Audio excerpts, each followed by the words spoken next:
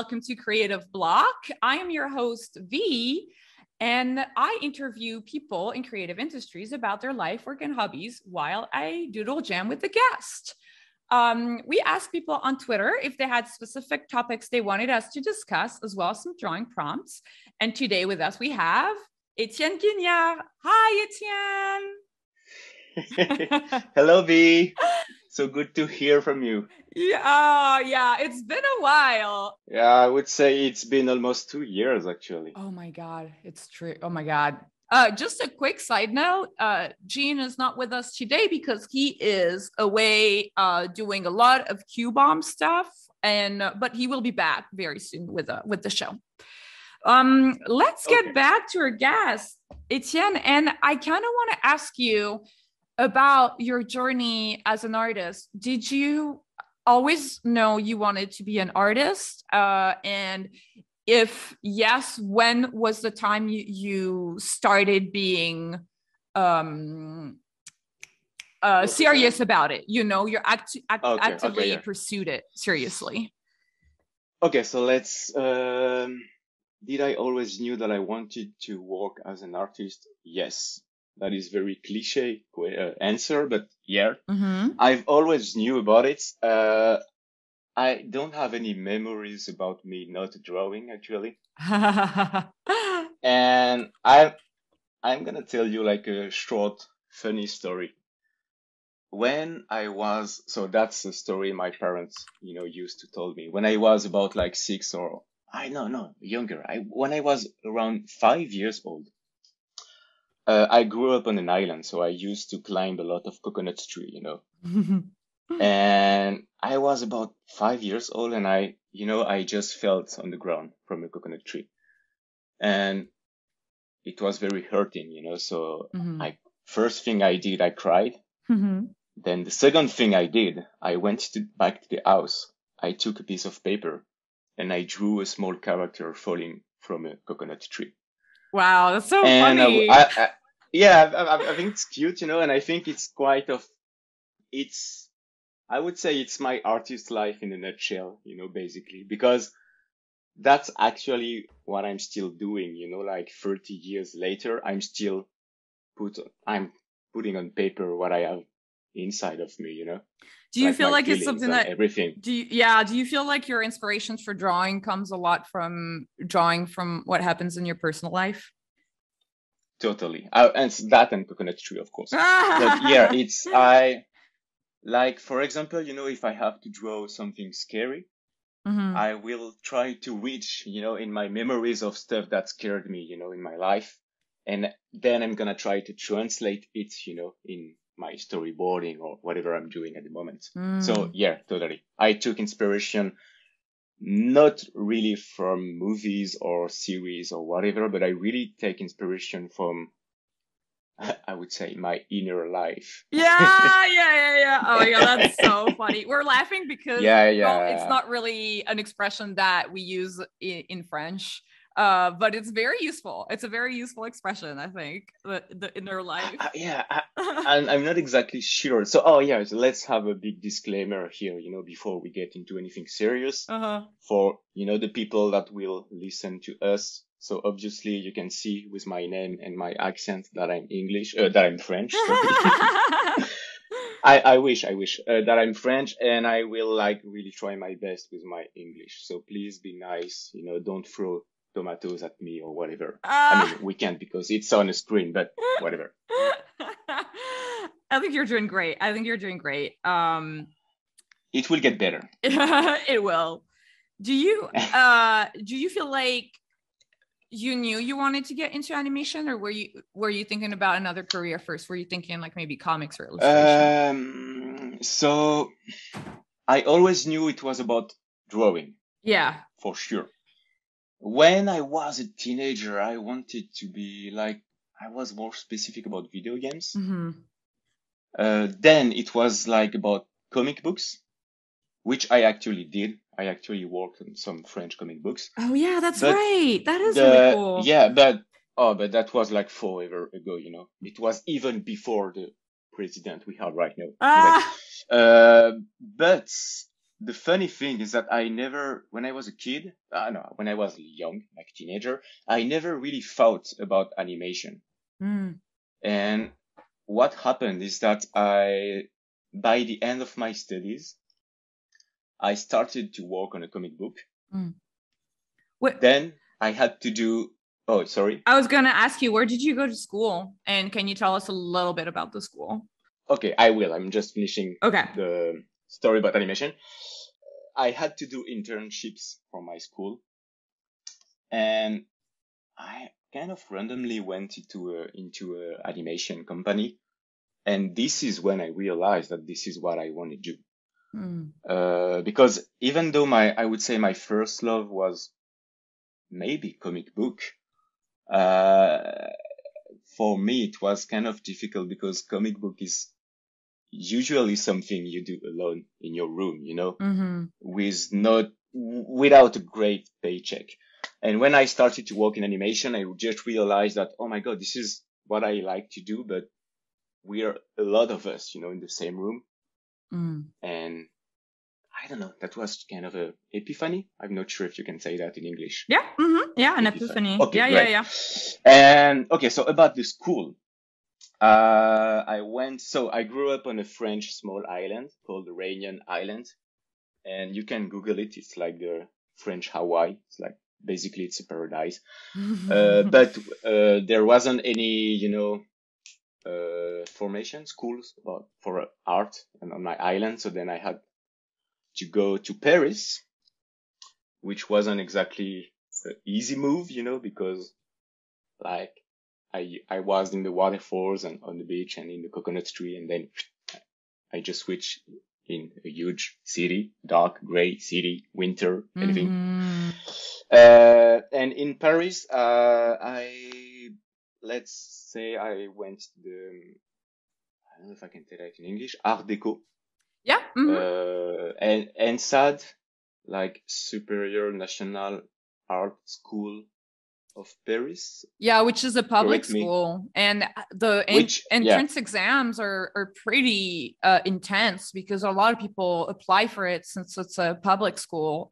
Tuition is pretty low. How much did you pay for tuition? So yeah, it's a public school. That's one of the few public art school we have in France. And I had to, a year in this school was around, let's say, $400. Yeah. Something like that. Yeah. So basically it was a 5-year school. So it was the whole 5 years, it was maybe $2,000. Yeah, that's the thing. I feel like NSAD is not only is a great school because it has like very high standards. It has like a lot of like material available, like a lot of teachers with like knowledge and stuff. But it's also just like very cheap. But also like, I don't know, I'm saying that, but you know, like you went to the school. I didn't. So I don't, you can talk about your experience a little bit. So yeah, so about this particular school, I can agree that it was cheap, and especially when you think about American, you know, scholar system. Yeah. But unfortunately, it wasn't exactly the best school you could dream about. Basically because, I mean, it all depends on what you're looking for, you know, in your school. And I was actually really, you know, searching for something very academic, you know, with like the basics of drawings, of perspectives, of anatomy, you know, study the art of animation, the movement, stuff like that, the colors. And this school was, how can I say that in English? It was more about being artistic. See what I mean? Yeah. It's very like, you know, it was artsy. More about your, yeah. It was more, exactly, Frank's artsy, and it was more about your inner life. in a way, you know? Yeah. And which don't get me wrong, that's actually great, you know, I kind of, I really had to work the basics on my own. because in this school, and I mean, the year I was in this school, trying to have a good drawing wasn't something very that people would like in this school, you know? Yeah, they were like less technical. They were more like concept based. Exactly, you know, and if you were like trying to get a good drawing with good perspective and whatever, you ended up like the black sheep, you know, black sheep. Yeah, because it's like, because they're like, oh well, we want to hear about your concept and your like view on the world. We don't really care so much about how technical your drawings are, kind of thing. Yeah, exactly. And I don't know, you know, it depends on people, but I would say there is two way of seeing this thing, you know. And for me, my point about this is it was more like, first you get the technical stuff, then you can, you know, think about your inner life. But I would say for some other people, it's kind of the opposite, you know. It's like, oh, first you think about your artistic expression, and then the technical stuff will maybe come after. And that's a debate, you know? Yeah, I agree. But it kind of depends whether you want to go into entertainment or if you want to go into like art, basically. So it's kind of like your career. Do you want to be on a tour where like your animation will end up in festivals like Annecy or, you know, Ottawa, or do you want to work for entertainment, which would be for television? And which, I mean, actually, I really think, you know, that you can do both. Yeah. You know? Especially when the school is like 5 years long, you know, you can easily, you know, cut the thing into different parts. Anyway, but the good thing about this school, because not everything is dark, you know, the good thing is that, because the school is like kind of pretty, I would say, famous in France. It's a very old school, very, very old school, you know. The nice thing about that is that it was very easy to get the paperwork, you know, for internships. And so basically what happened is that, you know, when I was like halfway in this scholarship, you know, around the third years, I decided to spend all my time in internships, meaning animations companies. And that's actually where I got my formation. Say that in English? Oh, yeah. So you would say that you basically got like on the job experience, because instead of spending all your time at the school, you did internships. Yeah, that's exactly that. You know, I spent most of my the 2 last years I was never in the school. That's really I was let's say I was on the field, you know, and this is where I got my technical teaching, I would say, you know. And what kind of studios did you go to? What was the first one? My very first one was, I mean, I got very lucky because my very first one, actually, I worked on a feature. Not a feature because it wasn't for like theaters, but on a long movie, let's say movie, a 50 minutes long animation movie. And when I started these internships, I had to scan the storyboard, actually. Really? Wow. Oh yeah, I know. I really started, you know, in the bottom. You know, I got in the small door, like we say in French, the back door. That's something else. I started scanning the storyboard, and at the end of my internship, they were working on the compositing. So basically, I had like a whole. I could see the big picture, you know, the whole prism of, you know, every steps that you have in an animation movie. And that was the best way, you know, to start. And then after that, I got a second internship. It was for a French cartoon called Basket.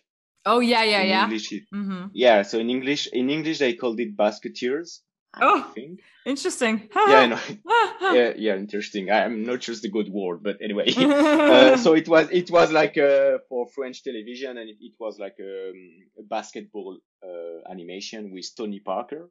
we had the character of Tony Parker in the show. Mm-hmm. Anyway, so again, I was doing like not super exciting stuff, you know, meaning like scanning stuff, or they asked me to, it's funny, they asked me to clean the animation of another internship. Really interesting. That's what. Yeah, it wasn't interesting to me back in time, you know. I know. But then I know. what happened, you know? What? But I was like, okay, let's do it. You know, I'm here to learn.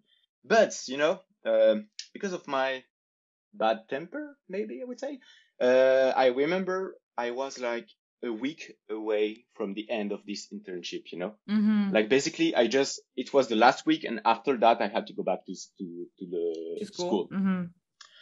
And I was so bored, you know, with everything they asked me to do that at some point I was like, okay, whatever.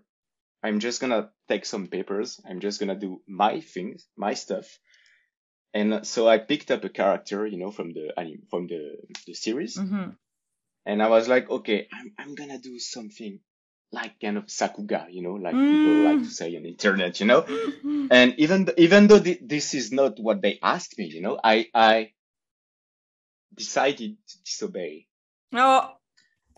And what happened is that at the end of this week, so my last day, I showed them the animation I did on my own.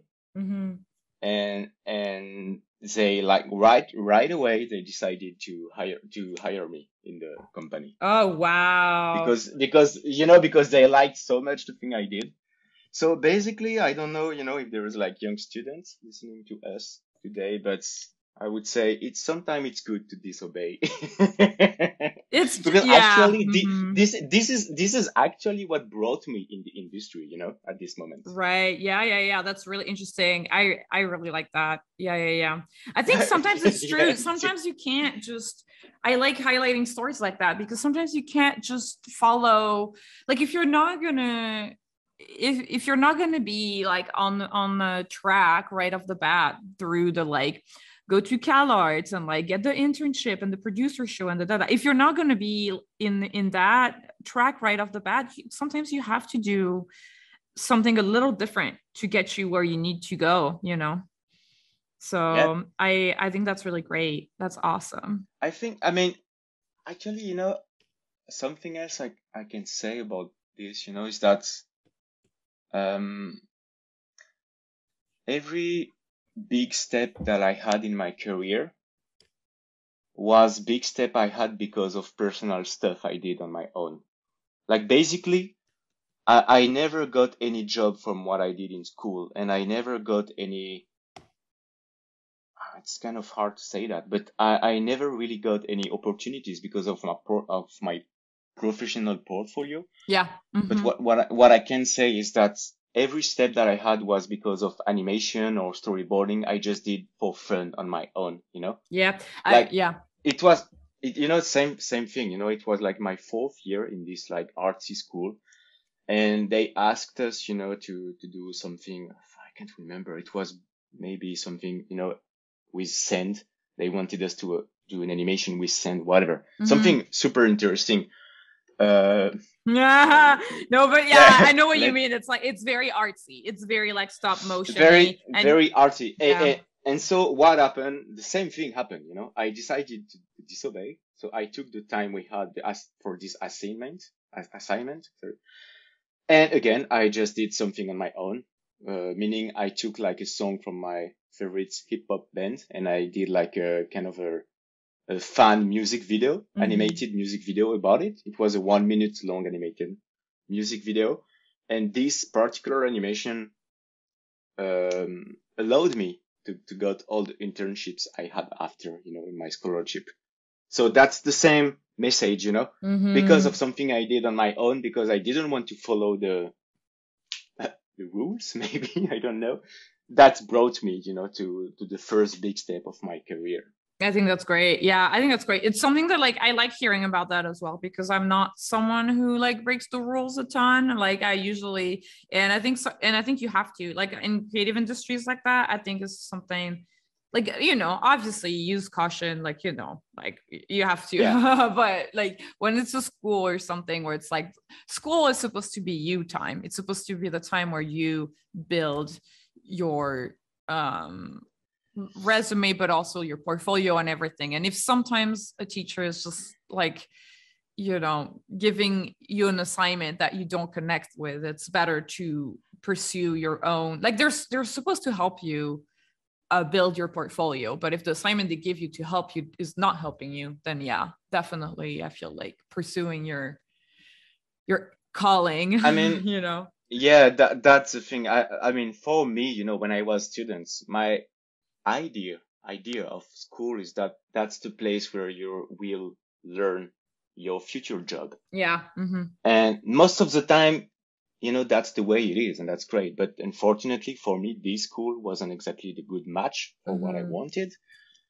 And yeah, sometimes the good news about it is that you can learn your job by yourself, you know. There is like not everything is about schools. That's something I wish, you know, people have told me before. Yeah, I agree. What was the first gig that you got? Like, so you said you got your first gig because you did that little animation during the internship, and they loved it so much that they hired you. How long did you stay on that job, and what was your career like after that?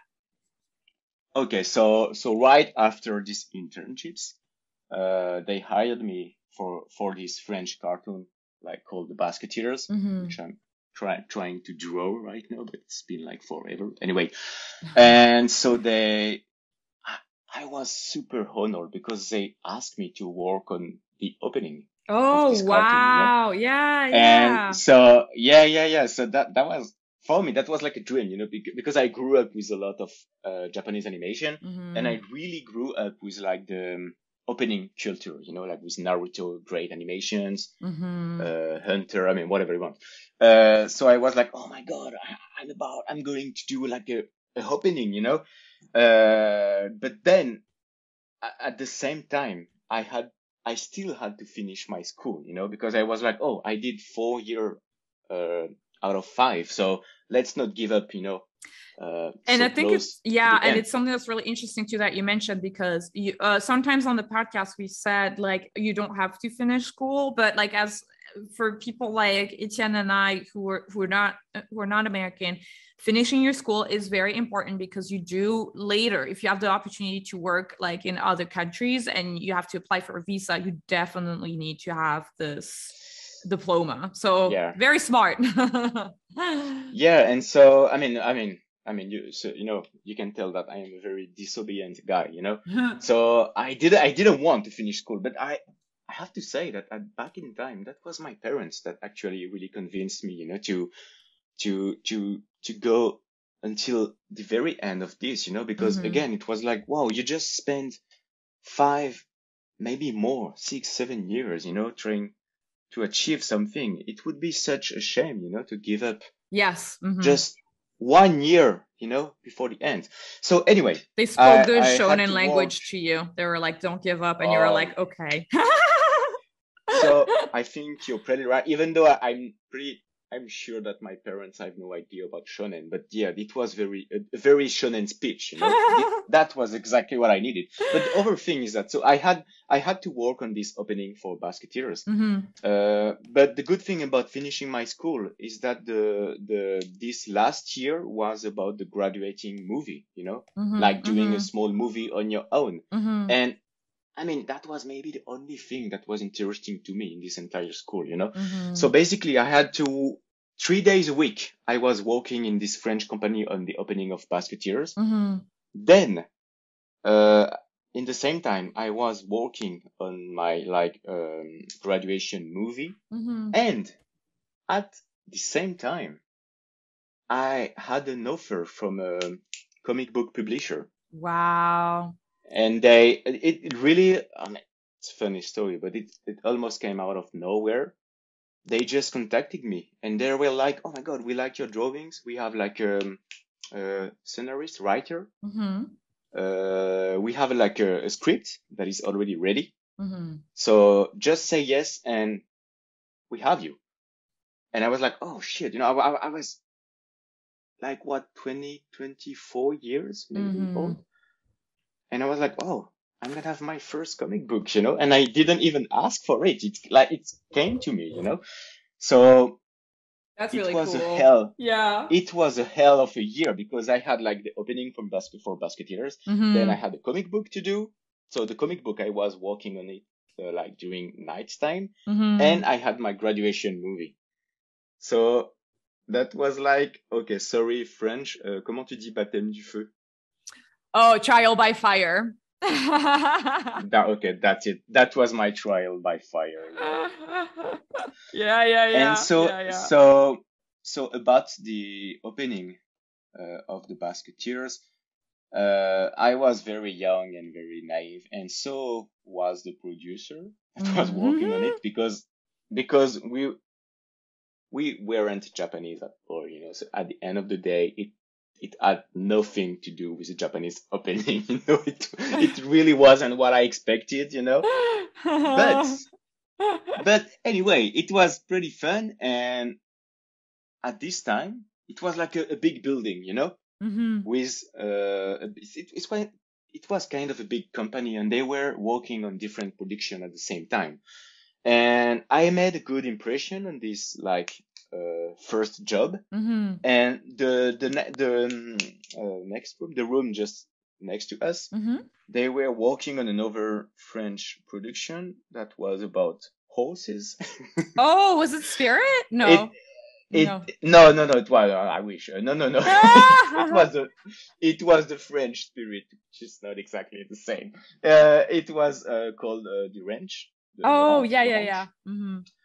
And when I finished my job on the opening, I just went to them because I knew that they were looking for storyboard artists.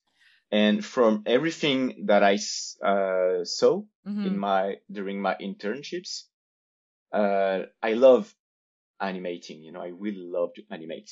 But when I discovered like storyboarding, I was like, okay, this is it, this is my call. Yeah.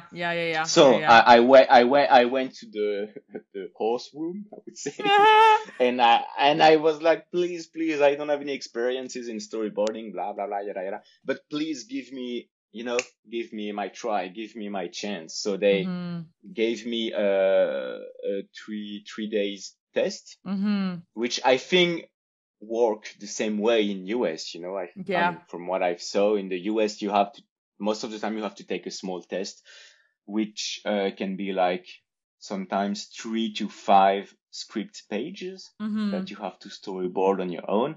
So I took the test and it went well, and then I spent maybe 6 months working on this horse animation. I think I applied for this through their website. Really? But they never got back to me. Yeah.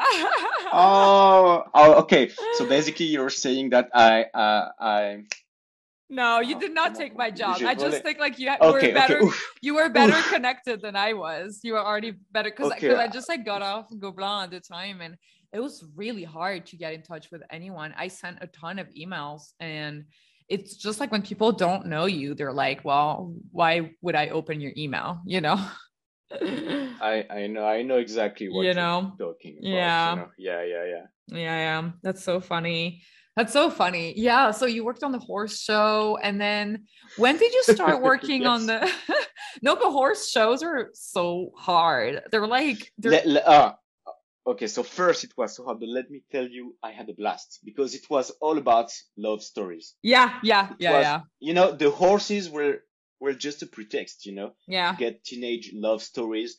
And oh my God, this is when I discovered that I really had something, about drawing crying characters, You love the cry. Oh my God, I love it. I love it so much. You have no idea. I'm the opposite. I'm like, crying is too scary. That's so fun. I'm sorry because the horse I'm drawing right now is terrible. I like the big crying, the horse crying. That's my favorite part. I know. I'm trying to say it, But That's awesome.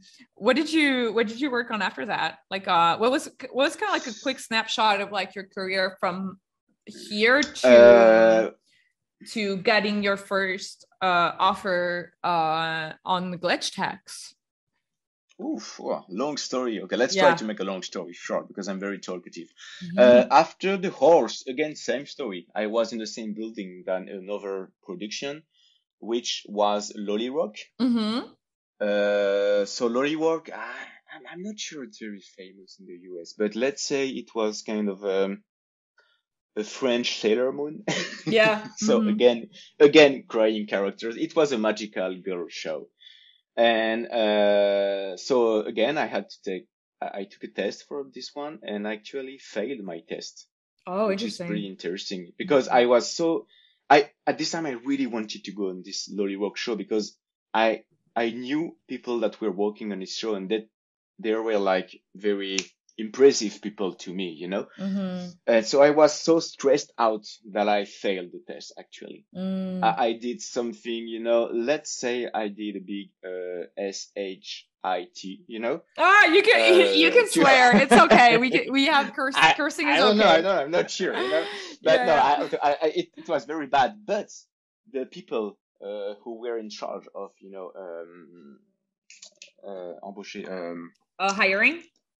hiring, yeah. Recruiters, okay. The recruiters, maybe they took a little pity on me, but they were like, okay, your test is very bad, but we can tell that you have like a hell of a motivation. So we're gonna hire you for like 6 weeks, you know, just to have a bigger test in a way. Right. And those 6 weeks I did much better. So it became a year.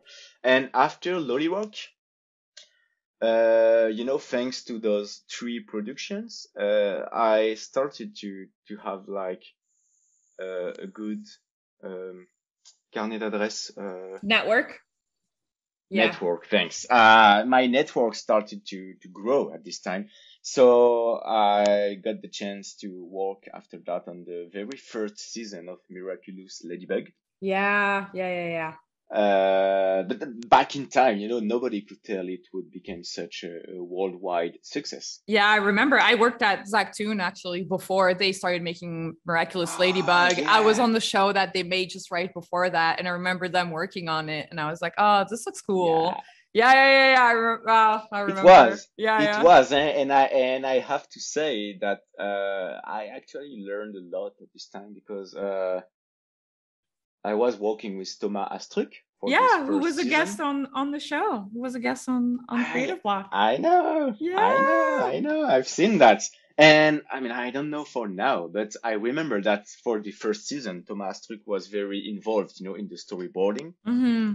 And it was very hard and difficult, but I learned a lot, you know, from him.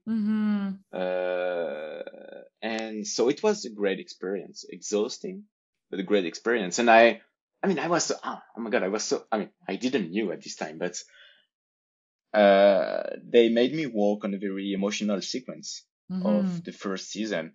And it turns out that this sequence became very, like, popular with fans. The one with the umbrella? Yeah, thanks. The umbrella sequence. I didn't want to call it, you know, anyway. And I don't know, you know, I was like, oh, cool. You know, I was a part of people that worked on this sequence, you know, so I think, yeah, that's it. This umbrella sequence in Miraculous Ladybug, that was actually the very first time in my career that I did something, you know, that was important for the fans. Yeah. So that, I don't know, that I'm getting emotional. I understand the feeling because it's like you work for so long on shows that, you know, nobody really watches or talks about. And then finally you work on a show and people talk about it and you're like, wow, people actually pay attention to what I'm doing. Holy shit, you know? Yeah, exactly. And I remember because, you know, when the episode aired on television, I put my storyboard of the sequence on internet, and oh my God, I got so many reactions, like people were like, oh, you work on this sequence, oh, blah, blah, blah. And I was so happy about it, Anyway, so let's continue this epic story. So after Miraculous, what happened to me? Didn't you work for Marvel for a little bit before? Oh, it was way after that. Oh, it was way after that. I worked very little bit for Gaumont Animation on a very cartoony show that was called Atomic Puppet. Oh yeah, you worked on that. I remember. Oh my God, that was right before I left for the US. I know. Oh my God, that is so funny. I mean, I'm not even sure we met because were we in the same time in Gaumont at this time? I don't remember. I think maybe. Extremely briefly. I think I looked for you and I was like, hey, is Etienne here? And they were like, oh, you just missed him or whatever. Like, it was like barely. It was so that's so funny. I remember going there and I was friends with his name, the supervising director, Khalil. Yeah, Khalil. He's so great. He's amazing. I mean, yeah. He went to film school and he was my. He's so nice. He's so nice. Really? Yeah. He went to film school and he was my lead on Calimero. Oh, great. Yeah. So I felt so bad because every time I turned in the storyboard, I was like, I hope it's good. And then he would be like, oh yeah. And then he would turn it back to me and it was like completely redlined because he was like, no, this is good. It's just like, we can push this more. And I was like, nice. Oh, yeah, he's so cute. I mean, I love this guy. Really. He's like, yeah, he's amazing. I don't know how to say that. He's so nice. So very little experience on Atomic Puppets, which was very funny and interesting because I'm not exactly a cartoony guy, I mean, in my drawings. Yeah, you're more like a realistic. Yeah. Yes, semi-realistic. Anyway, so pretty interesting experience. And then after that, I took a test to work on Lastman. Yeah. So Lastman, that is like an adaptation from a very famous French comic book. And Lastman was a blast because it has a lot of like very mature Japanese influences that I really grew up with, Mm-hmm. And it was also a blast because it was a very low budget production. Mm-hmm. So we really, they really asked us, to be the more economic you can be. Basically, do like the Japanese guys, it's like whatever you can skip the animation, do it, Mm-hmm. If the more still frames you can have, the better we're gonna be. Yeah. And that is a very interesting way of storyboarding because it's all about the tricks, Yeah. Like, especially when it comes like to, because there is a lot of boxing. Mm-hmm. Kickboxing, no, not kickboxing, boxing. And when it comes to action, you want to make it move, Mm-hmm. And here it was like, no, yeah, we want to see this guy punch this other guy, but we don't want to see any movement or the less of it. So it was super interesting. I really loved working on this show. And what were the schedules like on Lastman? It was French schedule, meaning pretty short. Yeah. But do you remember okay. How many pages you had for how many weeks?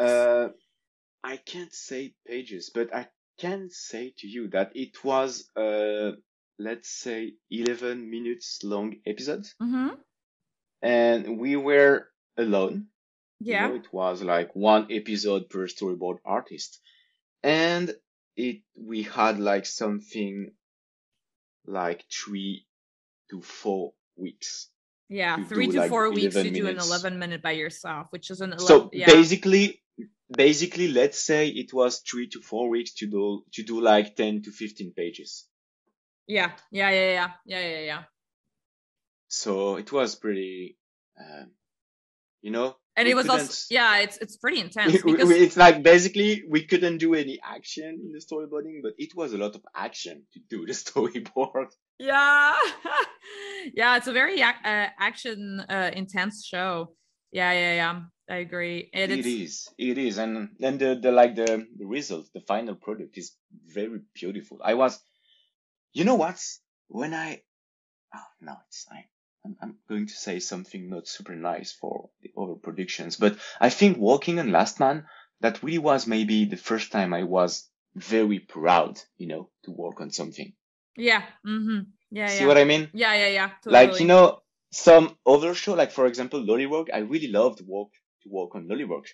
But I could tell when I was working on this show that maybe it's not going to be that great at the end, But when Yeah. I was working on Last Man, I remember for the first time in my career, I was reading the scripts, and just reading the scripts, I felt like I was a spectator, I wanted to have the next episode, the next script. And usually, let's be honest, most of the time you just read your own episode script, okay? Yeah. But when I was working on Last Man, I read the whole show, because it was just so good. Yeah. And that's rare, something rare to have.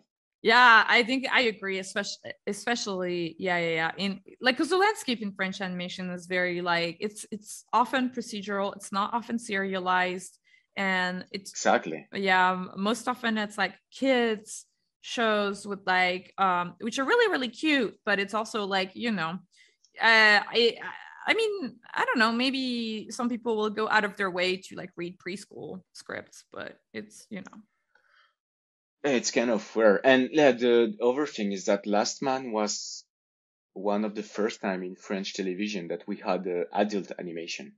Yeah, that's true. Yeah. Because I feel I remember, when we were working on this show, everyone in the crew, we felt like we were doing something special because that was never been done before in France. Mm-hmm. So Last Man, let me try to draw a little Richard, which is the name of the main character. So Last Man, what happened after Last Man? I went back on my island. After Last Man, I worked very little bit again in Gaumont Animation for Belle et Sébastien. Mm-hmm. I'm not sure about the English name, but it was only a few weeks. And after that, I got my first opportunity in a feature movie. That was Asterix. Oh yeah. So Yeah. which one was it? Wait, it was like the second. So it was the Yeah. the second one. So it was still Louis Clichy and Alexandre Astier, but it was actually the second Asterix CGI movie. It was a very short experience also because let's be honest, I wasn't exactly the perfect match, for this for this feature, but it was very okay. I really liked working on this one, though it was very short. And after that, thanks to the French storyboard artist Balak, I got the opportunity to work on a little bit for Marvel. Oh yeah. But it was a very specific thing. It was like non-animated episodes for YouTube. Oh yeah. So it was kind of a very hybrid. Yeah. Hybrid. Yeah. It was, it was kind of comic book pages on a video. Yeah. With a little bit of like I don't have the word for it. It was kind of like animation but non-animated. It was pretty fun. And then I started to do. Oh my god, I just forgot one big thing before just before Asterix. I spent 6 months in Japan actually. Yeah, I as you were talking, I was remembering that. I was like, oh, I forgot to ask you about living in Japan and being there and like working in Japan. Yeah. You I can tell you were like, oh shit, where is Japan? So Japan was in 2016. Okay, Japan was very short experience. It was kind of an internship in the half French, half Japanese company called Yapiko.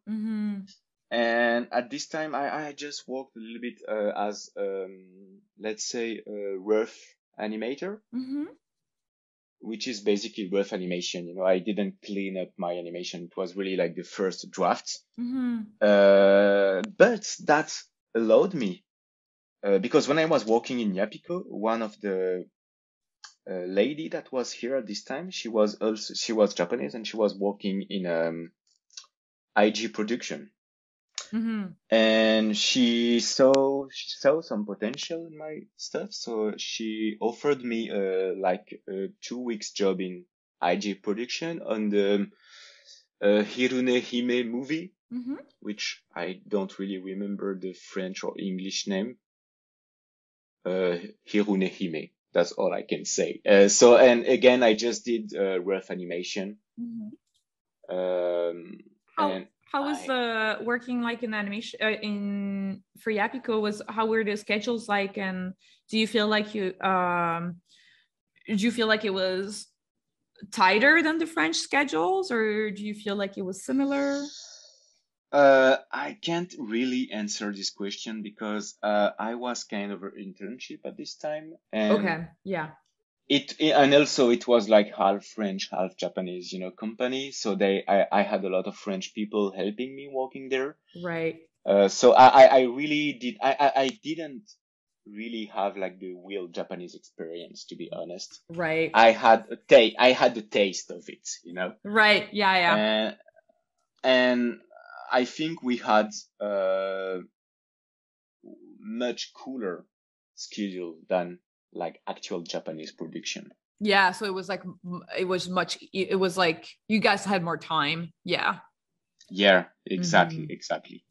So Japan, a little bit of rough animation, then I went back to France, then Asterix, then a little bit of Marvel, and after Marvel I did a little bit of animation for Vice Media. Oh, very cool. I didn't know. That was very cool. It was a small gig. It's a good interview because even you are learning some stuff. Yeah, I'm like, I didn't know you did animation for Vice. So that's cool. It was exceptionally funny, It was for a small, a small TV show called Urban Legend. So the concept of this show is that you have a star, it can be a singer or whatever, a star that is coming to this like talk show, and he tells the audience a very funny story that he had. And when the star is talking about this story, here we have animation, to illustrate the thing. And so the one I was working with was I'm not even sure about the pronunciation. Diant Wood. Oh yeah. Diant Wood. Diant Wood, the crazy band. Yeah. And it was a story of the singer when he was doing basketball with oh shit, I don't remember the name. A very famous rapper. Anyway, so I did some very silly animation of the Diant Wood singer. And it was very fun. It was a very fun experience. And after that, what happened to me? The people from Lastman, at this time they were starting to work on a new adult, mature, dark French non-animated show that was called Crisis Young. Yeah. And I think Crisis Young was on Netflix. I mean, it was on Netflix in France. I don't know if it was on Netflix in US. I don't think it was on the US Netflix. I don't think so. So I mean, I don't think like US people know this show, but it was as you can tell by the name, it was a show about psychoanalysis, and it was absolutely dark, and it was very gore, and it was very stupid and deep at the same time. It was very funny, actually. I kind of enjoyed it, and it was the same as Lastman. It was a lot about non-animation, which is again something very interesting to do. And then here comes the interesting parts. During this year, it was almost like my comic book. It almost came out of nowhere, but one day I got some message on my inbox on LinkedIn. And it was messages from Ian Graham, who used to be a producer on Nickelodeon Legend of Korra. And he saw my portfolio on the internet, and he was interested about having me like in-house in Nickelodeon. Meaning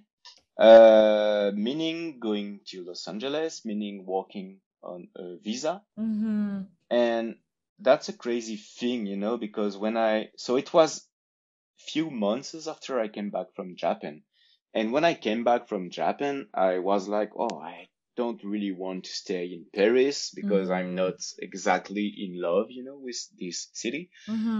And I just got this email, and basically this email was something like, hey, hello, we like your stuff. Do you want to get a visa to move, to Los Angeles? I was like, oh my God, because I heard at this time, and I mean, you know what I'm talking about. Yeah. But at this time, I heard so many different stories about people struggling, to get a visa.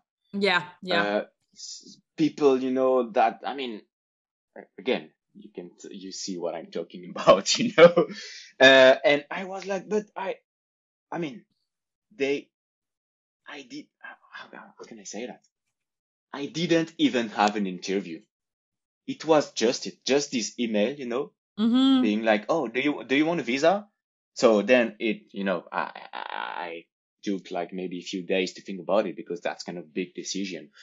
And then I was like, okay, let's try, Yeah. And that was it, that's just was it, I mean, after, of course, we had like the 6 hell of a months of paperwork, for the visa.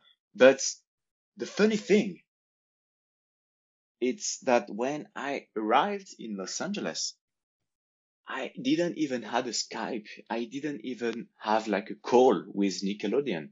It was only emailing. That's crazy. So I was like, yeah, it is. Actually, it is, But okay, so then we started the process for the visa, which was very long.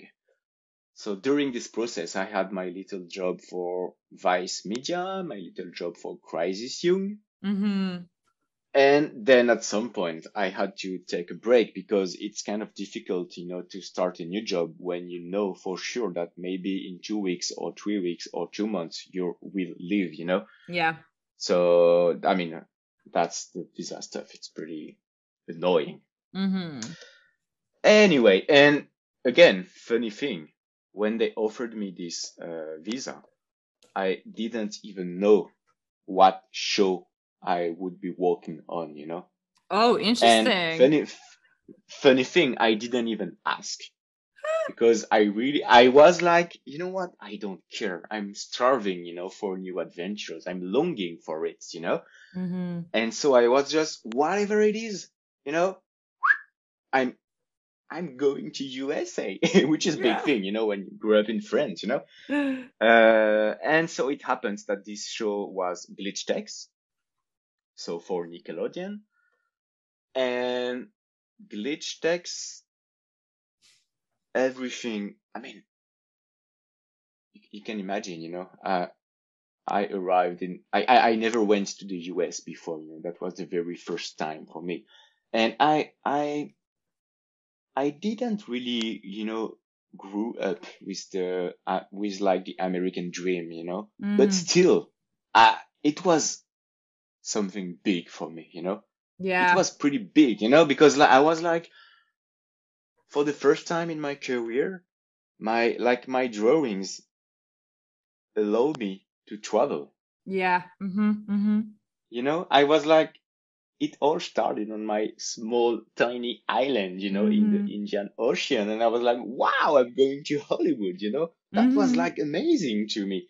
So Glitch Text was pretty amazing, but also it was like a shock.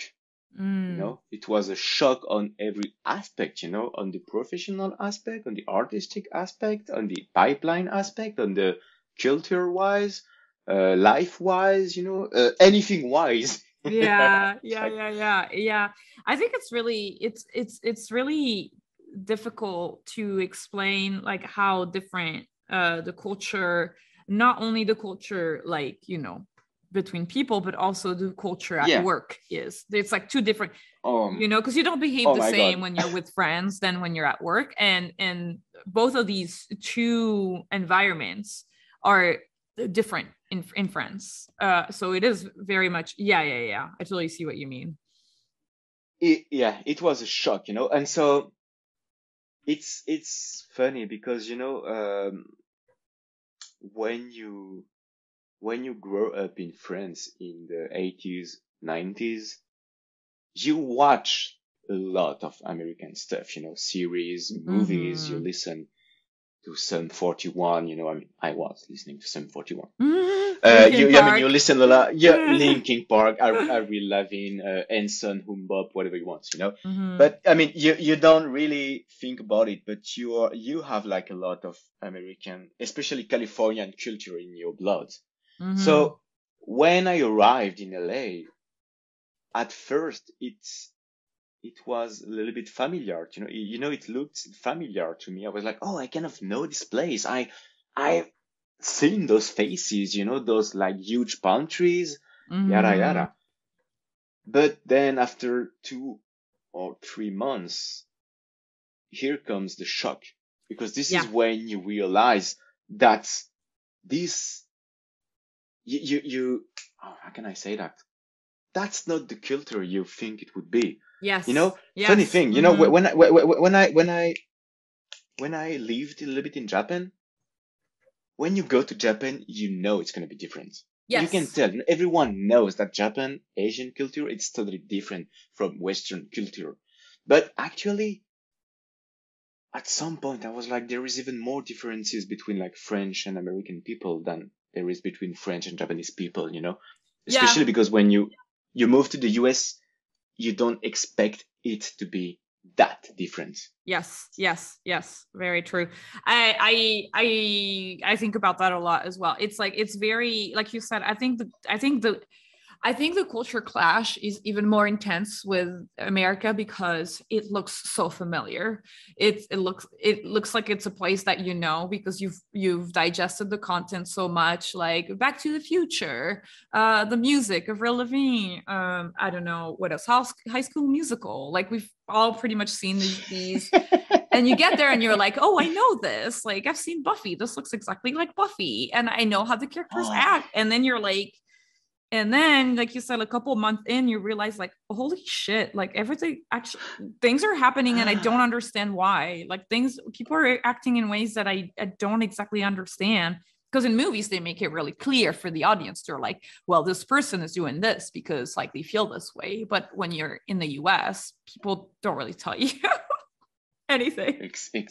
Exactly. So that was a cultural shock. And of course, this cultural shock happened a lot in like the office area, you know? Yeah.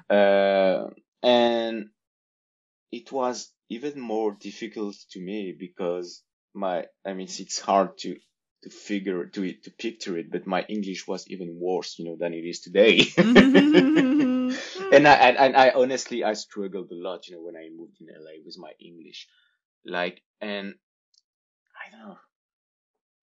Especially because, like, I mean, like, we can talk about it for hours, you know, differences. But for example, one of the many differences we have between like French studios and American studios is that, to me, American people are very, they talk easily in public, you know, they have this like the pitch culture, you know.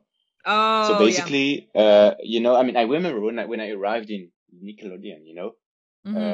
First time I had to show my my thumbnails. Yeah. It was so scary because it was like a room with, let's say, 10 to 20 people, you know, recording, filming sometimes, you know. Yes. I mean, it's crazy because in France, you know, when you do your storyboard, you will show it to your storyboarding supervisor. And maybe to the director, the showrunner of the show. But it's not always the case. Most of the time, it's just like you and the supervisor, and that's it. Yeah. And it's just two people in a room with a coffee, Yes, yes, yes. Yeah. and a lot of bad jokes, and Yeah. that's it. And when I first time I show my thumbnails, in US, it felt like I was in America's Got Talent, I know. Yeah, yeah, yeah, yeah. the TV show, and I was like, oh my god, and you had to do, because like most of the time, you have to like to put your pictures on big screen, and you have to do like the voices of the character, and you have to pitch, actually. That's a pitch. And in France, we don't really pitch. Yeah, we don't. So Yeah. or not the same way. So it was, oh my god, it was so, I remember like some days, like during my first weeks in Nickelodeon, some days at 5 p.m. I would just want to sleep because my brain was like destroyed, with all those differences. Yeah, yeah, yeah. It really that is very true. And there's a lot more. I don't know if you agree with that, but I feel like there's also a lot more like interactions with people like than in France. I feel like in France there's like everybody's like kind of like working really hard, laser focused, and then like you crack jokes for like 10 minutes and then you're back to like working really hard. But in the US, you're constantly socializing with other people, which is a very important part of working here. And it's still kind of hard for me to kind of switch gears in that sense of like, oh, talk, draw, talk, draw, talk, draw. Yeah. I actually, you know what? I'm not sure I have this same feeling about this part than you. Oh yeah. Maybe because I don't know. Maybe we didn't really have like the same experiences in France, Mm-hmm. But actually, I can remember that in France, maybe that's just me, but I would talk a lot. I would spend a lot of time talking, with people and cracking jokes, because we're just child, we're just kids, Yeah. And the other thing, I'm not saying, I think I agree with you, but maybe why I didn't have the same experience than you is that when I arrived in the US, really my English was broken, so it was kind of very hard for me to talk, I mean, maybe, some people from Glitch Techs are listening right here, right now, and I would love to say them, please forgive me, for being so, like, for being such a ghost, when we had like the lunchtime, because it was just, really, I regret it. I remember, meeting all those great people, and I felt like a wall, because of my English, just because of my communication, I struggled a lot, because you have to think about it, when you're one French person and let's say 7 American people, you have to think about it the way in the way that it's like seven different English, in front of you. Yes. Like everyone is talking a different English. So each time you're switching to another person, your brain has to think kind of, has to turn in a new language, another English language. And anyway, so what I'm saying is that, please guys, I'm so sorry. I wish we could share way more than we had, and I'm sorry for my English. Yeah, I know what you mean though. Yeah. It's true. Like the accents are not like that different from a person to another, but there is definitely like a distinct different way of talking from a person to another, which can be kind of tough when you're not, when English is not like your first language. Yeah. Yeah, totally. And again, I remember when it was just 1-to-1, it was way more easy because my brain could adapt, But then when it was more than just one people, it was very difficult. Again, especially for the pitch, Oh yeah. The pitch was so hard. I remember how hard that was because it's like you're just like, well, I'm just gonna dissociate and go, and it's so scary. It's like, oh my god. I'm glad you feel this way, because that means that even though you had a great English, it still wasn't exactly your culture, because the point here is that we don't have the pitch culture in France. We don't have the pitch culture, and we don't there's so many things like you know, the kind of voices that you do will be different. The kind of the timing is different. It's just like you just have to learn all of this. It's just a different sense of everything. It's a different sense of it's just a cultural way of telling story, of narrating, that will go into the pitch. And yeah, I think it's just very scary to do it. Yeah, when it's not your first language and it's not your culture, it is a very scary thing to do. It's exactly. So anyway, I spent 7 months working on glitch text, and I had a lot of fun because I mean, I don't know if you guys have seen it, but it's a lot of action. You know, it's very funny, and it's a lot of sakuga. You know, let's put it that way. So I had a lot of fun. What happened next? Hey, what happened next? Wow, very funny story.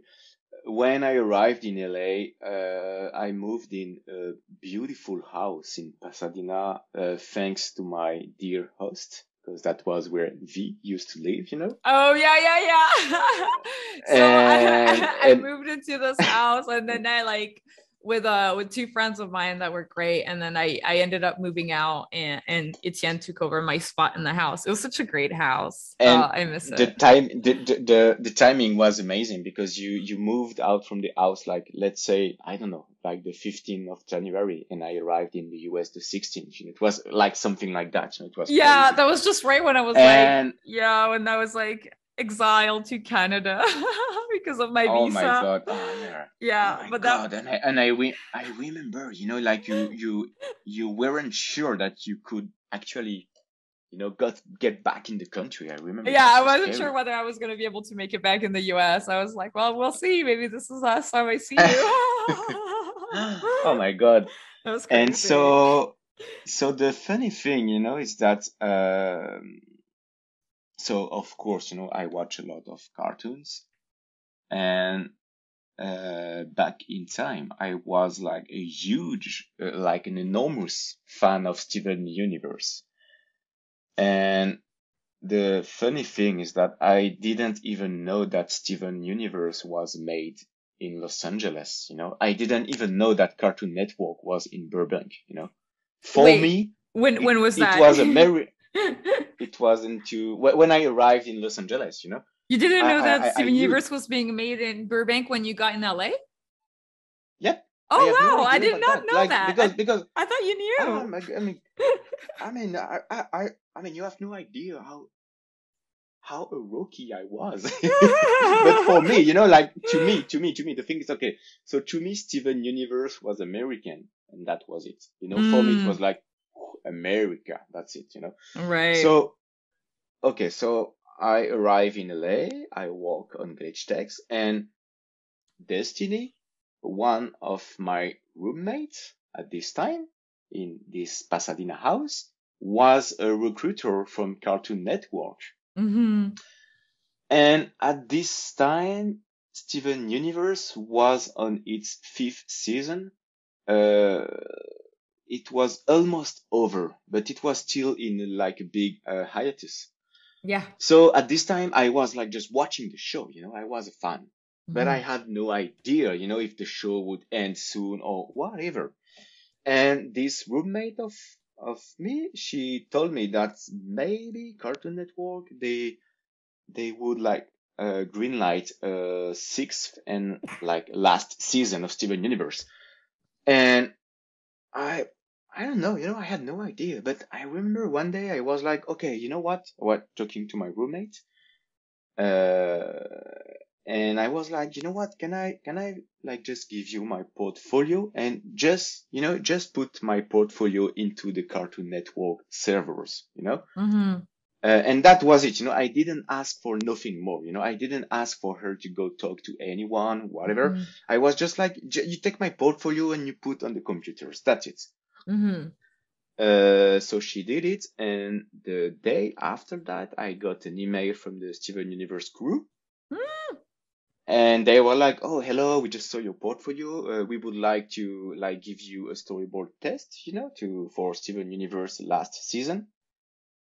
And I was like, "Oh my God, it because for me, it was like I love Celine Dion, and I just have an email from Celine Dion asking me to pass, to take a test to sing with her, it was like unbelievable. So I took the test. And then I meet the crew. I had like the interview, so I met Rebecca Sugar at this time. And that was very impressive to me, because like, I don't know. I mean, it's kind of strange when you are a huge fan of something and then you get to work on it, Right. Yeah. And so the interview went very well, even with my broken English. So hallelujah, I won't say, Yeah. And oh my God, I remember this interview. It was so funny because, usually an interview, you come and then, you talk about your skills, technical skills, stuff like that. But for Steven Universe, it was so different because I arrived in this room and I remember Rebecca Sugar. She was here and she was just like, "Hello, we really enjoyed your test. So, I just want to know, who are you?" And that was it, that was just the question she asked me. She was like, "Tell me who you are." And I was like, "Oh my God, this is so, this is such, what do you want to answer that? It's so deep. I mean, it's so, yeah, it's such a interesting question, like you were saying, because it's something that is very true to the American animation industry. It's people want to know what kind of stories you've lived so they can get an idea what kind of stories you want to tell, which is very, very, very different from France, where they never ask you this. They never ask you who you are as a person. They're just like, what are your skills? Whereas here it's very much, it's very, and you do kind of have to know like what's the angle. It's kind of crazy because you have to sell yourself a little bit. You have to know the angle on your life a little bit, like, oh, this is what I'm all about kind of thing. But how did you answer the question?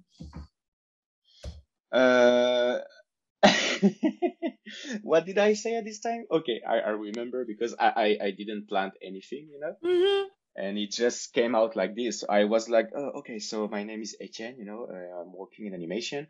And when I was a teenager, my dream was like to change the world, with like animation." Oh. And what I can say is that I'm like 32 years old and the world is still the same. But what I can say is that I do think that Steven Universe is a show that can, make a little change maybe for some people, because actually it did for me, because there is like very like deep and very heavy stuff in the show that really did some echoes in my life with my life. And what I want to say is that I would want to work on this show because this show changed my life a little bit and I want to be part of it. And I think that was it, I think that was pretty much in a nutshell, what I answered at this moment. And I don't know, maybe the French accent worked, maybe it helped. You didn't even tell her that you grew up on an island with coconut trees like Steven? Oh, no. Oh, yeah. I told her I grew up on an island, and more important, and I think that's, the key of it is that Steven is the English name for Etienne, actually. Really? I mean, Etienne is the French for Steven, actually. Because really? Steven. I did not know that. That's because crazy. Steven becomes Stefan, and Stefan become Esteban, Estienne, Etienne.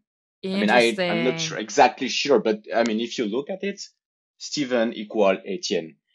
And I told her that, and I was like, you can't argue with that. And she actually, she couldn't. Wow. Wow. That's so interesting. That's so interesting. But it's,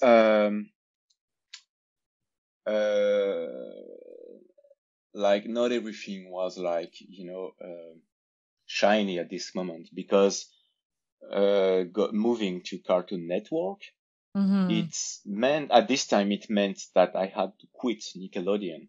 Yes. And because of Nickelodeon, the visa. Yeah, that's it. Because of all because if you're American, no problem, you jump from a job to another job. And this is what we do in France, and this is what we do everywhere on earth, But when a company worked so hard to get your visa, they kind of invest in you. Invest? Do you say that in English? Invest. They invest in you, so they kind of hope that you will stay the maximum of time, So you can imagine that they didn't really like it. And so it was a difficult move to do, I tried really my best. Everyone tried their best, to make it like smooth. But it was a big move.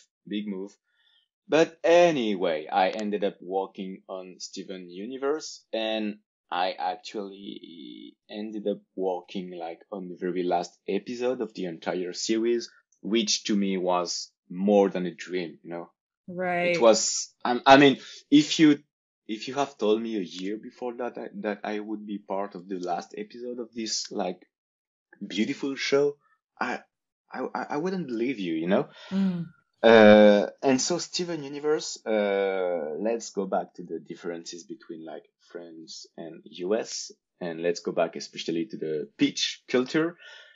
Steven Universe was pretty interesting to me because, as you know, but maybe some people know that are listening to us, Steven Universe is a board-driven show. That actually means that it's a show where you don't really have a script. You just get an outline, and this outline, to give you an example, for a 10-minute episode, the outline is like maybe 2 pages maximum. And from this outline, it is asked to the storyboard artist to actually work on the dialogues, the scripts, the scenario. We have to take this first draft, that is the outline, and we have to turn it into a 10 minutes episode. And of course, there is a lot of, back and forth between the storyboard artists and all the showrunners of the show, of the director of teams. But what I'm trying to say here is that my English again was so bad. And this time I had to create dialogues, I had to create English content. And that was pretty difficult. But I have to say that, I teamed up with an amazing friend and story artist, who is Maya. Hello, Maya, if you hear us. And she helped me a lot with like my English. She helped me a lot, to catch up sometimes on the meetings we had, like every time I wasn't sure about something like English related, she would always be here, and I'm getting emotional again. So I'm getting emotional with horses and Maya, great.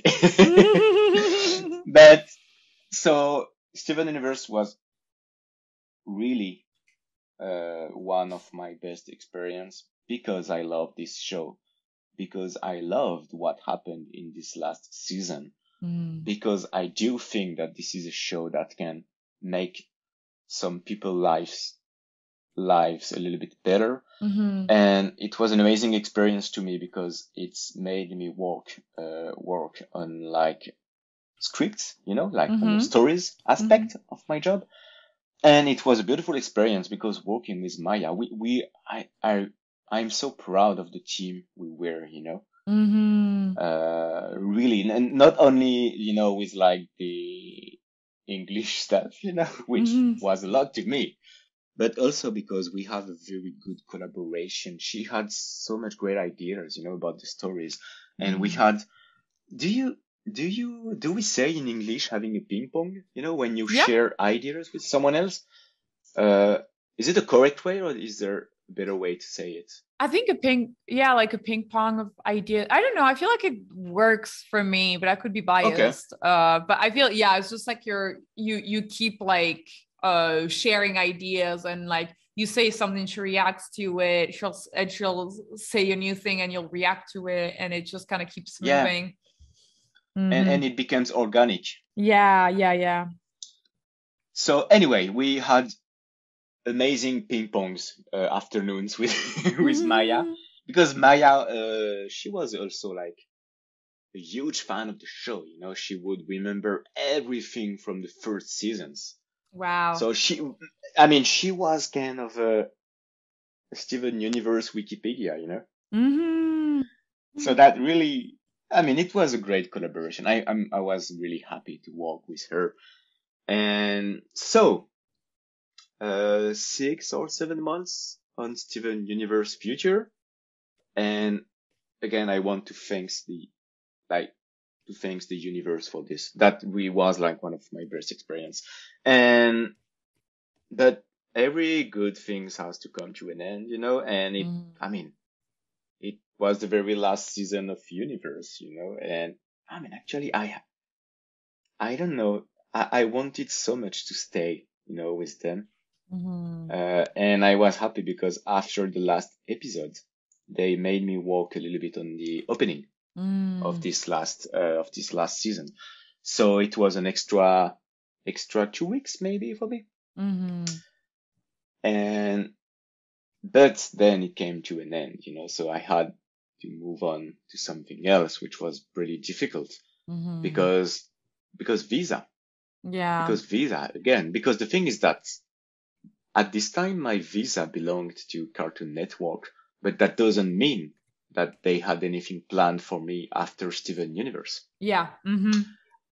And as you know, when you're out of work, you have 60 days. Yeah, 60 days to either find another gig.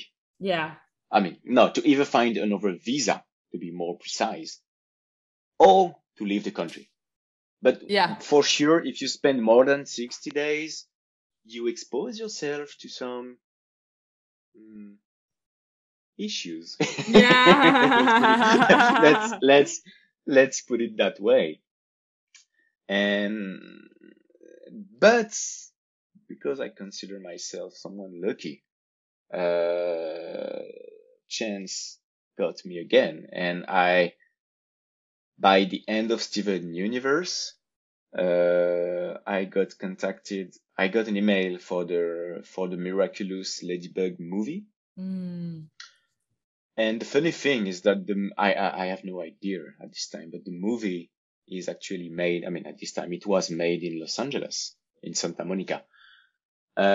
So I got contacted by ZAG to work on the movie. And I was like, hey, you know what? Why not? Because I worked on the very first season. I'm kind of familiar, with this like universe. And like movie means more budgets, and more budget means you can do whatever you want with your camera because it's a CGI show, And I was like, okay, let's do it. So again, new visa. So that was my third visa at this time. And after that, I went on the Miraculous Ladybug movie, which was a pretty interesting experience because at this time, I had a lot of freedom working on it. Basically, I had, it wasn't exactly outlines, but like the director of the movie would give me directions. But that was it, we didn't have any scripts or even outlines. It was just like some not brief, you don't say that, some pitch with the director. And then it would be like just me and myself for a few weeks working on the sequence and doing like proposition, for the dialogues or for editing.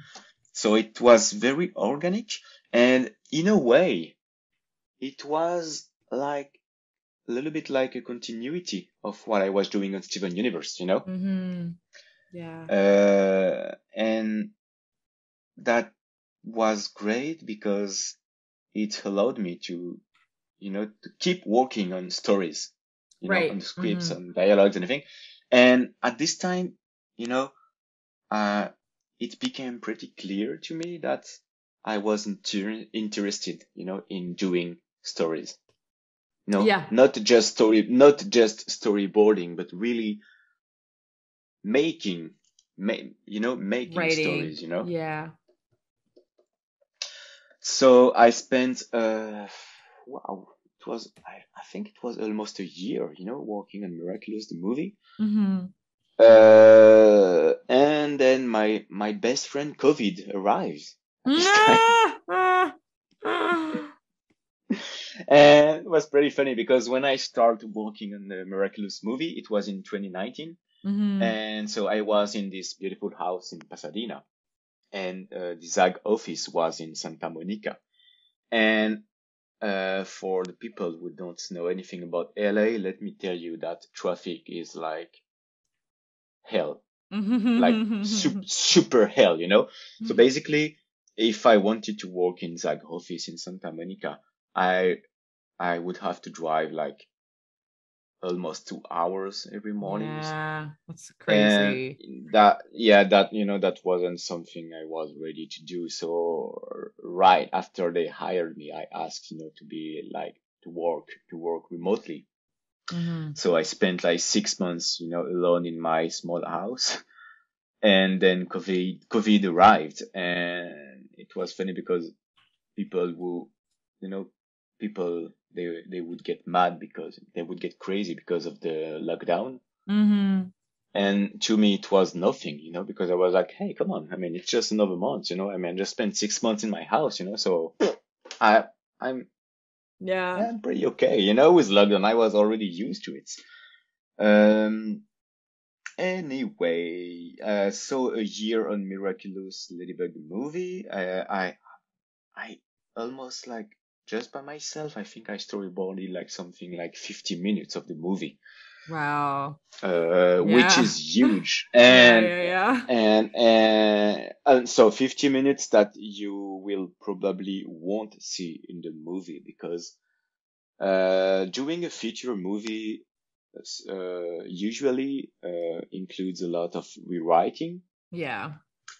Like you do a lot of different versions, you try, you test a lot of different things, Yeah. So I mean, right now at this time, I'm not even sure, that whatever I did in this movie will actually end in the movie.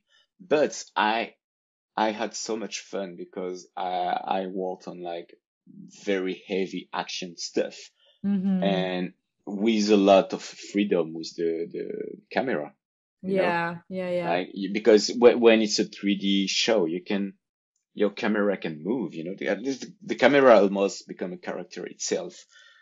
And Mm-hmm. wow, I loved it. I remember I felt like I was like doing experimentation in a laboratoire, like a laboratory. A lab. Yeah. A lab. Yeah, Yeah. thanks, thanks.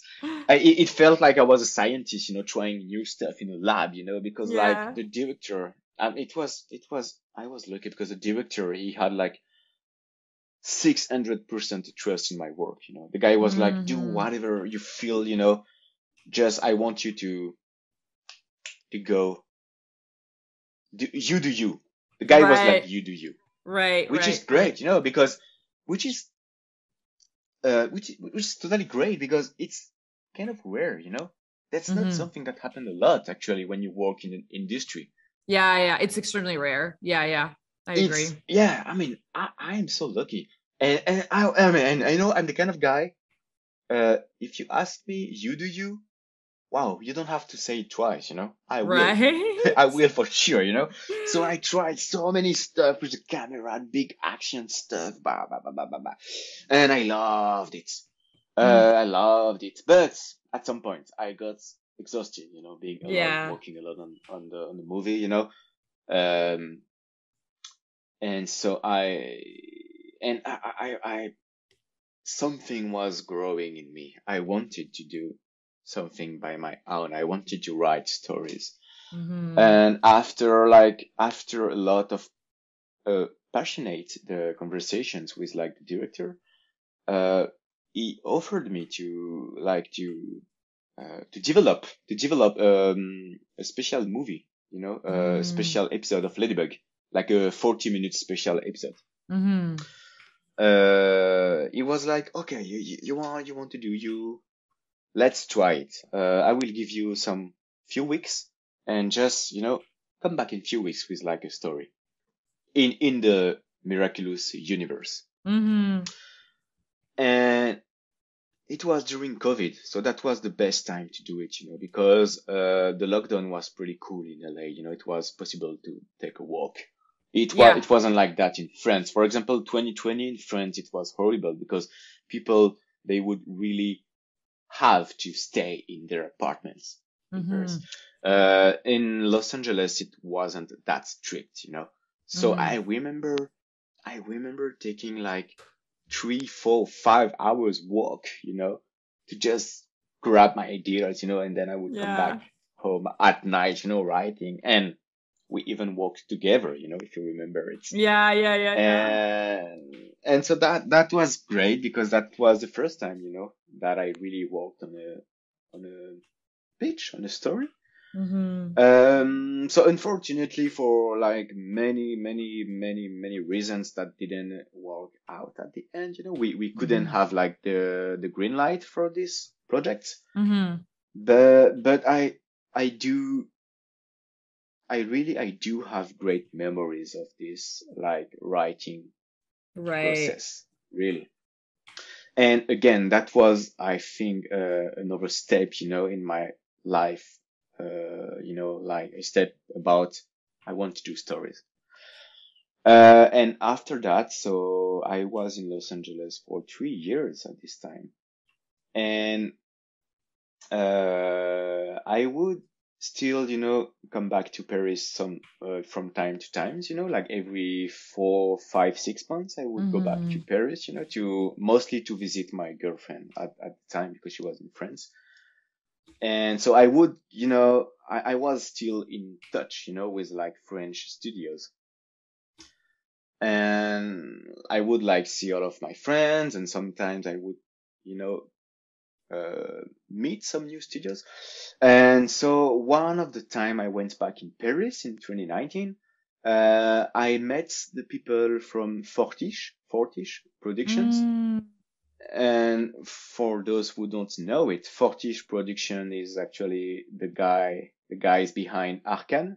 I mean, Arcane, it's a show from Riot, but it was made by Riot and Fortiche, hand in hand. And so in 2019, I met the guy from Arcane, and they showed me what they were doing, and I had no words, when I saw the stuff they were doing. At this time, it was just storyboarding, they didn't really have the animation done yet. But when I saw the storyboarding, I felt, like, I felt like I was in Dragon Ball Z, and when Son Goku meets like an incredibly strong character. Oh, yeah. And this feeling, when you're like, oh God, I have to go into this fight, maybe I'm gonna die, but I have to. I feel it in my blood, because I remember it actually, when I saw what those guys were doing, it actually scared me. I was afraid, Oh, in what really, sense? because in a sense that, I don't know. Okay, let me put that in the most stupidest way possible, but it was like, oh my God, I'm a level 10 and they are like level 1000, there is no way I'm gonna, I was like, there's no way I can handle it, because actually they were interested, in having me in the crew. Wow. Yeah. So you were like, oh, am I up to the challenge? Is this, yeah. Is this, yeah. No. It was, no. It wasn't like that. It wasn't like, am I up to the challenge? It was more like, I am not up to the challenge and I know it, and for me, it was like, I was absolutely sure about this, and I was like, but I had my life in LA too at this time, you know? Mm-hmm. So it was, I mean, there was no chance I would go back to France at this time. Right. And I was like, you know what, guys, you know, I'm trying to start a new life in Los Angeles. So I can't work with you, but let's keep in touch. And that's what happened. You know, we stayed in touch for a year. And I remember every 3 months, they send me email, you know, about, hey, Mm-hmm. are you still in LA? Are you sure you don't want to come back in France? And by the end of 2020, you know, when my work with Zag came to an end, you know, after like my development, Mm-hmm. I it was a big moment for me because at this time I wasn't sure, you know, that I wanted to stay in Los Angeles. Mm-hmm. Mostly because of the visa stuff, actually. Mm-hmm. Because even though I got lucky because I had like 3 different jobs in LA, you know, Mm-hmm. which is pretty cool for the rookie I was, you know. Mm-hmm. But still, jumping from a company to another company when you work with visa, it's pretty exhausting because even though you already had like 3 different sorry, you can't be sure that you may have a new one. It's like a lottery. No, it's not like a Mm-hmm. lottery, but you're never sure, you know. And when you come, when when it's like the end of a job, uh, you get very anxious with Yeah. finding a new job quick because if you don't, then you will have to leave the country. Yeah. Because as one of my great friends told me, an American visa doesn't allow you to live in the country. It's just allow you to work in the country. Mm-hmm. And Yeah. it's not a very warm feeling, you know. Mm-hmm. So anyway, when it was the end of Zag for me, uh, I started, you know, to look for a new job and again to feel this anxiety, you know, about, oh, I have 60 days to find something, whatever, because if not, I'm gonna leave. And I was exhausted about that, you know, and also I, these visa things really made me think that I was losing a part of my freedom, Yeah. Mm-hmm. which, you know, uh, remember that I was the guy always disobeying, you know, Yeah. which in my character, you know, in my personality, it's something unbearable to me, you know, like I was like, this is not what Jack Sparrow would do, you know, because you know, I mean, I'm talking about it because right now it's like the trial between Johnny Depp and Amber Heard, you know. So Mm-hmm. if we talk about Johnny Depp, we're gonna have a lot of retweets. I think I'm trying to be strategic here. Anyway, no, I'm just kidding. I'm just being That's silly. that's But so okay, funny. basically, I was just exhausted, you know, exhausted about this Yeah. because the thing is that when you're an expat, when you have a visa, Mm-hmm. at some point, you know, you have to ask yourself, am I staying in this place because I want to? Or am I staying in this place because I'm afraid of what would happen if Mm-hmm. I leave? Mm-hmm. Because as everyone knows, it's pretty difficult to get a visa.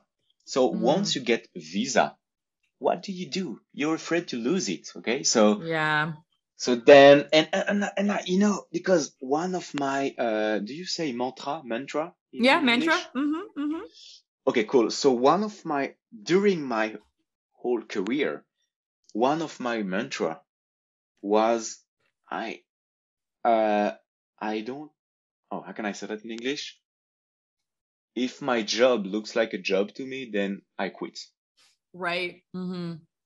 Basically, what I'm trying to say is that I just want to have fun. It's Mm-hmm. all about fun. I want to stay.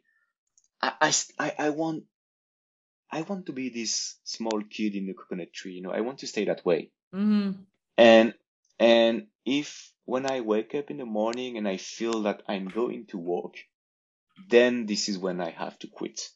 And that's actually something I did quite often in my career, you know. Sometimes I felt like, for whatever reason, you know, artistic, personal, professional, at some point it arrived to me that it felt like I was working, so then I just quit. And because of all this visa pressure, I couldn't be this guy anymore, you know? I was like, no, okay, maybe this is not my dream job, but you know what? I will accept it, because if not, I'm gonna lose my visa. So by the end of 2020, I had all those, you know, thoughts about the visa situation, and having, so of course you can tell me that, hey, just, you know, apply for a green card. But a green card is a lot of paperwork, you know. A green card can take from 1 to 2 to 3 years sometimes, you know, to get. And it can be 1 to 2 to 3 years where you're still in this kind of, you know, prison. Right. Yeah. So I had this in mind. Also, I had some pretty bad stuff, you know, that happened in my family on my small island, you know. And also, last but not least, I had this job offer for Arcane. And what's made it even more obvious to me is that at some point they wasn't just offering me, you know, to be a storyboard artist, but they also offered me to be a storyboard supervisor. Which is kind of, it's like being director in US. Yeah, right? Exactly. In France, the titles are a little bit different from America, but basically a storyboard supervisor in France would be doing what an episodic director does in America. Yeah, so that's it. So they offered me that, you know, and I was like, oh shit, I'm not sure I can say no, you know. Right. Like, because I never had any, you know, direct, man, that's not true. I didn't had a lot of directing experience before that. I had some few, you know, very little ones, mostly for trailers or pilots. And I was like, this is a part of my job I want to explore, you know. Not only because I like want to, you know, to climb the pyramids, but also because I would really enjoy to see how it is, you know, the management, you know, to take care of people, to work with people as a team. Right. It just felt right, you know, because I had some, that's something we haven't mentioned before, but that's not very important. But I had some teaching experience, you know, when I was in France. Right. And I really enjoyed it, you know, so it just felt right, you know, it felt right, but it was such a difficult decision because I really, I at this time, I just spent 3 years in LA, and that really was, maybe it was one of the most beautiful years in my life, you know, not only career wise, but also in my personal life, you know. It was so great, you know, I mean, anyone who is listening to us, like, if you have any chance to work like in a foreign country, just do it, really, because if it's one of the best way to grow up, really, you know, to be in another country, not speaking your language, you know, there is no better way to be out of your comfort zone. Yes. And I am so grateful for those 3 years, you know, that I had in LA. I was surfing every weekend, you know. Can you think about it? You know, that's I don't know, you know, when you just spent like 10 years in Paris, you know, like going to surf in Malibu, it's so crazy, you know. And I don't know, you know, I just as a human, I just grew up a lot, you know.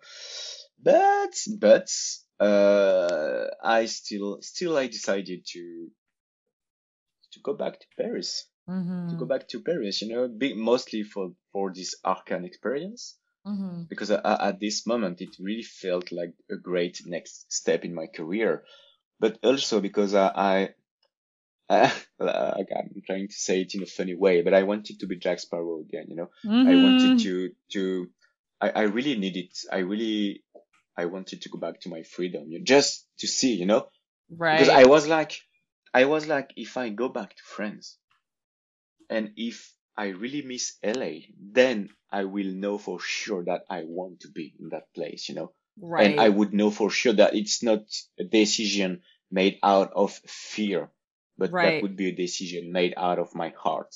Yeah. Mm-hmm. So, Yeah. so that was I was kind of I was testing the universe. And Yeah. but it was so emotional, really, especially because, it's always like this, but when I decided to leave LA, oh my God, I had so many job offers for LA at this time, I remember like few months before I was like looking everywhere, trying to find a new job to renew my visa. Mm-hmm. And because in 3 years, I didn't had such a great network yet, but Right. then right when I said yes to Arcan, Yeah. paf, I got like 3, 4, 5 job offers, pretty interesting for LA, Yeah. So it's always like this, It's you always you like feel that. like Yeah. it's like life is kind of testing your choices, It really, yeah, that's so true. That's so true. Oh my God. But so I went back to France and I started to work on Arcane season 2. And unfortunately, because of NDA stuff, I'm not allowed, to say much about it. Right. What can I say about it? It was a pretty intense experience. I learned a lot. Yeah. Yeah. Yeah. Yeah. Uh, it was, it was, I think it was a new shock. Yeah, Let's say it because was a new shock. it's like the first time you're in Yet, this position. You're coming back to France. I don't. Did you experience the like another culture shock? I know for me, every time I spend a long time in France and then go to the US, I experience a culture shock. But then I have the same thing when I go back. When I spend a long time in France and then I come back to a long time in the US um, and I come back to France, then I kind of experience the culture shock again, but like reversed. I would say, for me it was different because it was COVID. Oh, I that's went back, right. Yeah. to France in like beginning of 2021, Mm-hmm. and it was what French people call like the second wave, but I think we have the Mm-hmm. same in US. And it was pretty much lockdown, So, Mm-hmm. fortunately, we were able to work at the office Mm-hmm.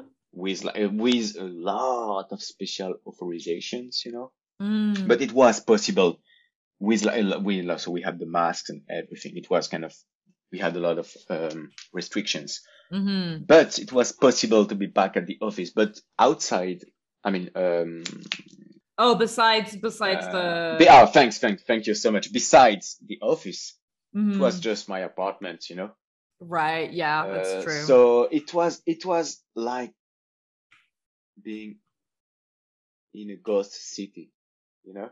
Mm-hmm. Yeah. So I actually didn't had the chance to experience, this like culture back sickness, Mm-hmm. But I was very, I was kind of happy, to, Yeah, to be back. it felt home, Mm-hmm. Uh, I mean, ironically, my English became way better during my last 2 months in LA, Oh yeah. Yeah, yeah. That, Mm-hmm. I'm because I had some nice stuff in my personal life. The kind of stuff that allow you to really level up your English. Yeah. If you see what I mean. Mm-hmm. But it was pretty cool to be home, to speak French again, to, I don't know, to catch up with my culture. Yeah. And so I spent 7 months. Every time it's 7 months. It's funny. Anyway, I spent 7 months working on Arcane season 2. And I got pretty tired at some point, not because of the show, because I mean, I can't say a lot, but I do think that this second season will blow people's mind the same way, maybe even better than the first season. But let's not talk about it because, NDA, and I don't want, the Men in Black to, especially, especially when you saw what Will Smith did, I really don't want the Men in Black to come at me, so let's not talk. What are you talking about? That's so funny, the slap. Yeah. Let me show you what I'm talking about. So for anyone who's listening on Spotify or Apple Podcast, Etienne is drawing on the slaps. Check it out. Yeah, he's drawing the slap on the YouTube video. So check out the YouTube video, you guys. Oh my god, this is actually the best drawing I did so far tonight. Which is a shame. But anyway, so I don't want Will Smith, to come at me and to like Chris Rock me the way he did. So let's not talk about Arcane season 2, but let's talk about the reason why I decided, to quit. I decided to quit because, as I told you previously, something was really growing inside of me during those last years. Something about me making my own stuff. Yeah. Because basically, everyone that is working in animation could say the same thing.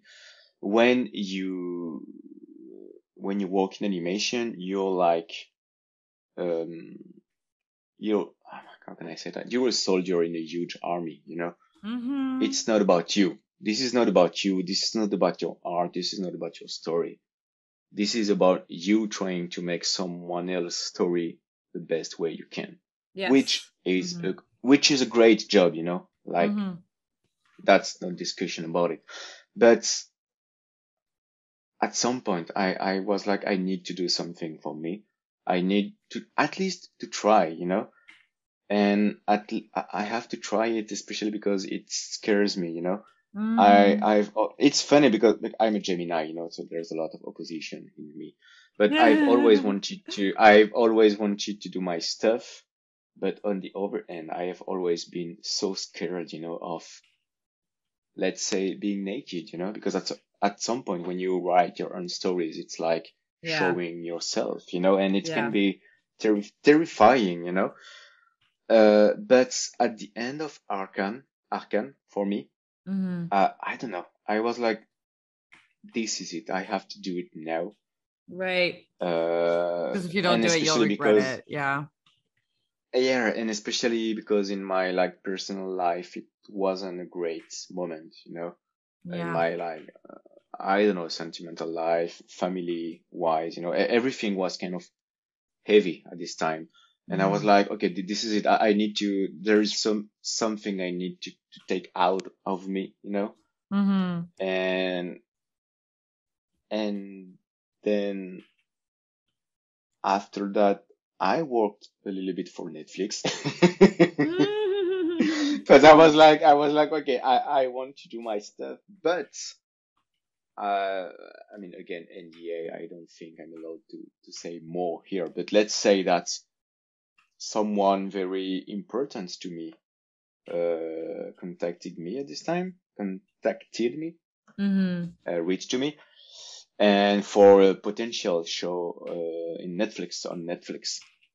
And I was like, oh my God, I can't say no, and I was like, that was a way for me to, to keep going with my American network. Because right. Yeah. because at this time and like nowadays, I mean, at this time when I work for Netflix, and it's still the case today, I still want to have a connection with LA. I don't know if I will eventually come back, but I still want. I want to keep some. I want those 3 years, to have some fruits, to make some new babies. So I did. So it's funny because I was like, oh, I have to do something for me, and then I worked for Netflix. Wow, great man. Anyway, but it was just a few weeks gig, and I can really say anything about it. NDA, yada yada. And after that, that was it. That was like last year summer. I was clear from all of my professional obligations. And I was like, okay, this is the time for me to do something personal. So I took a break. I think it's maybe the first time, in 10 years that I am taking such a big break. And I had this project to work on an animated music video from a friend of mine, for a friend of mine, a great singer. And so we had like an amazing collaboration because he actually wrote the song for me. It was a ping pong, it was a new ping pong. I was like, okay, I want to do this kind of story. And the guy was like, okay, I want to do this kind of music. And so we talked, we have like something very organic.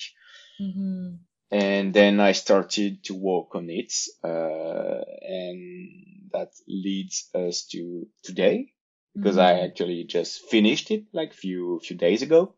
Yeah. And so it's a 5 minutes animated music video that I did like all on my own. Are you going to submit it to Annecy? Etienne showed it to me. It's really amazing, you guys. But I was wondering, are you going to like put it in festivals? What are you going to do with it?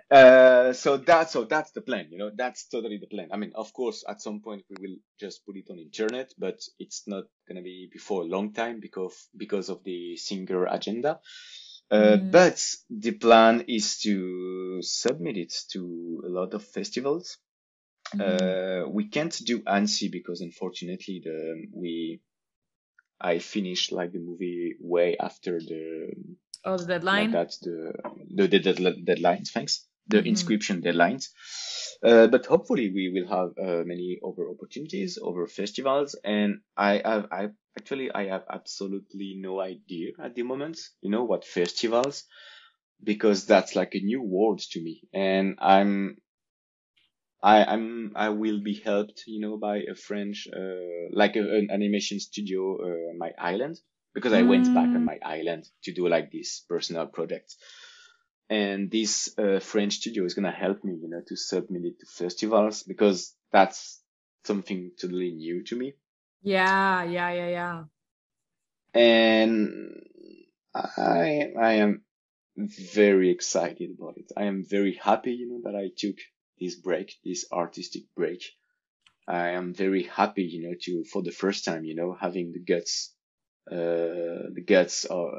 of doing something by and for me. See what I mean? Yeah.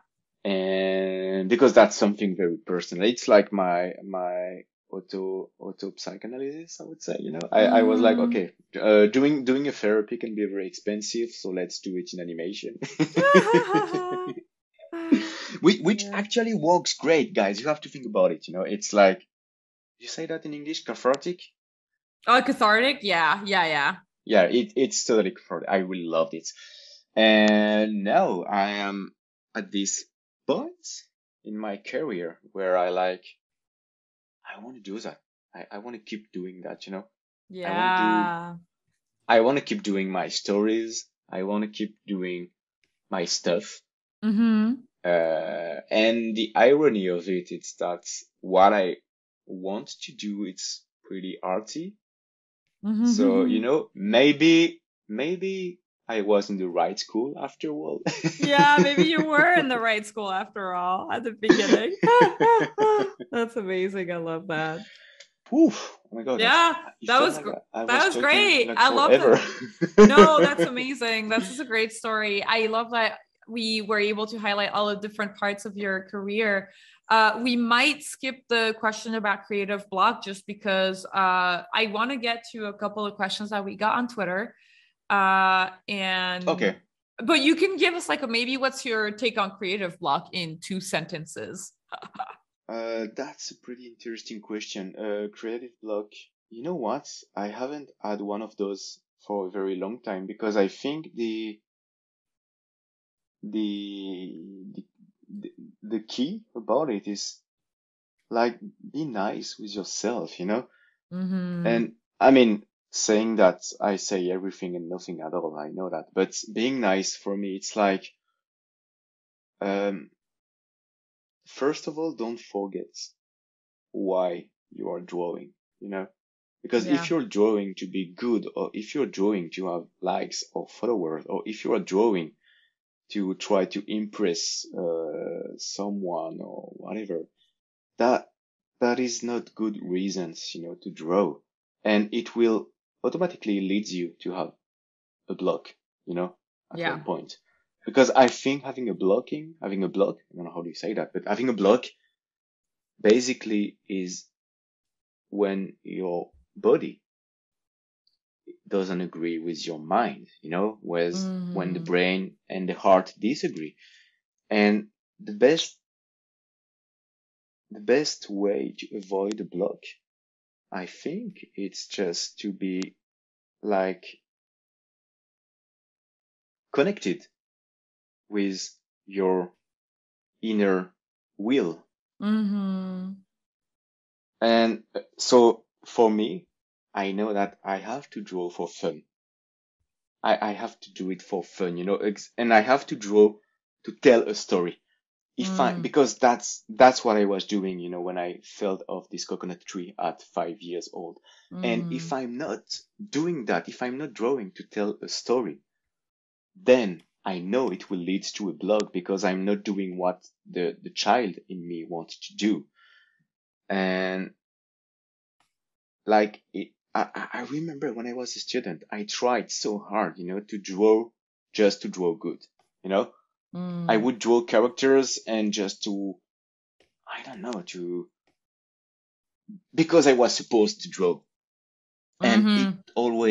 it always ended up as shit, you know. And Mm-hmm. when I really like understood that my reason to draw is to tell stories, then from these moments, I would never draw if it wasn't for stories. So basically, sometimes I can have like few weeks without drawings, and that's fucking okay. Okay, you know, Yeah. because Mm-hmm.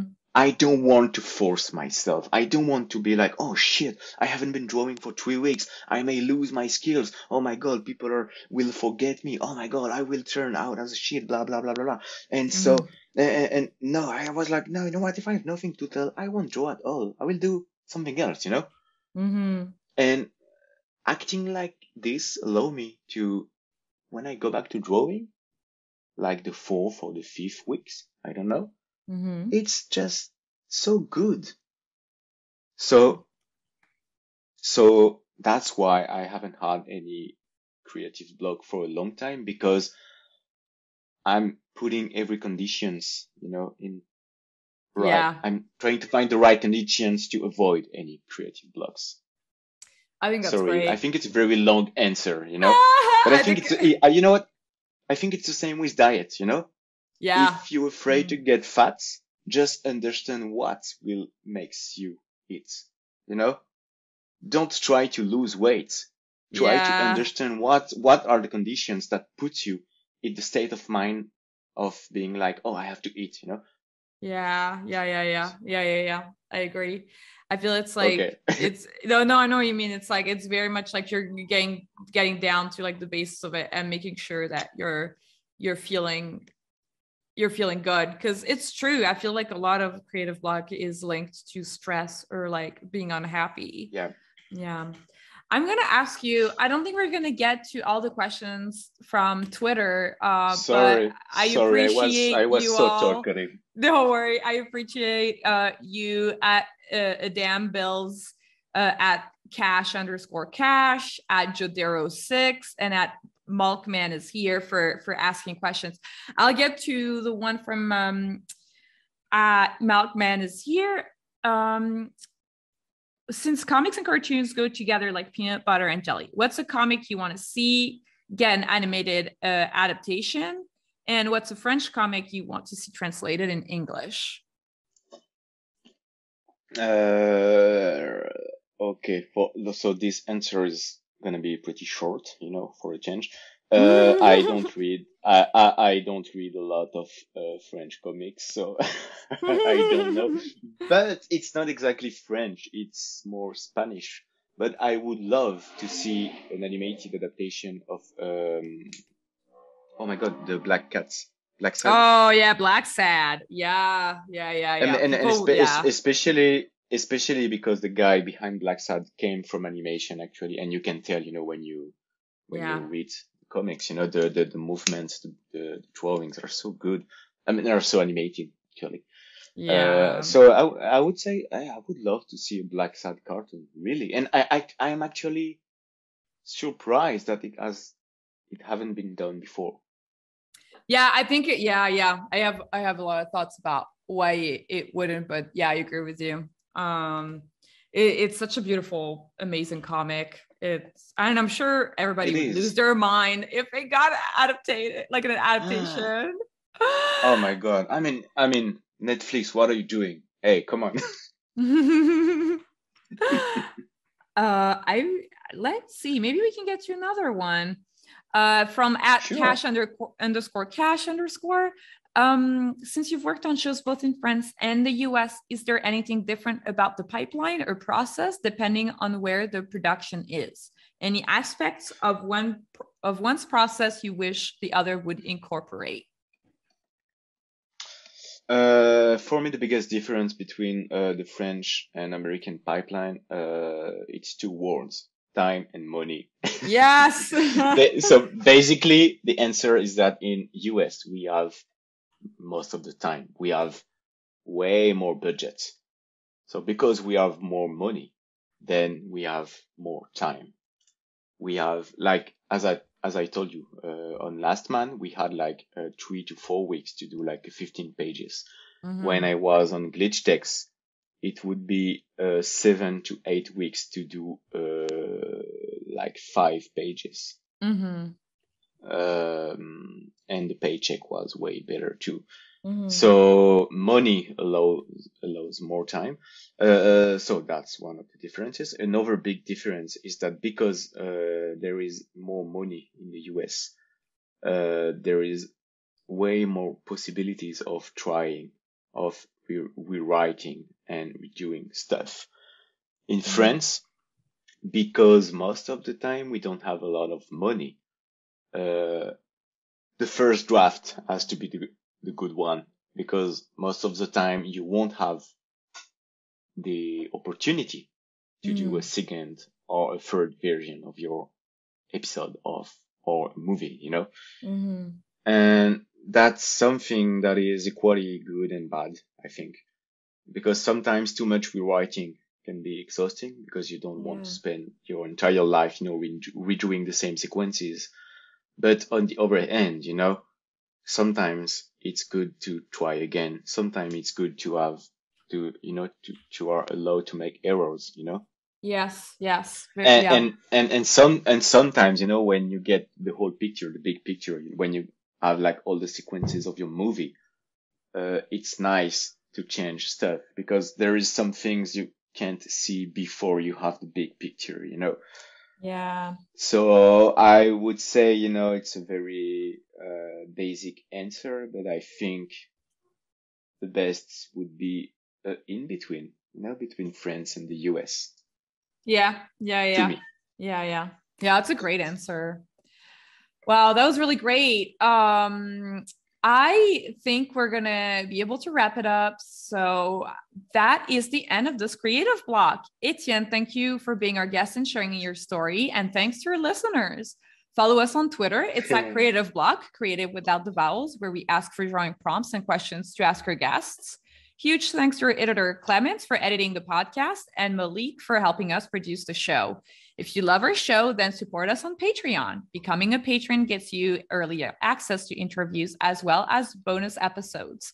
Click the link in the description of this episode. I've been your host, V. Keep being creative, and we'll see you next week. Bye. Bye-bye.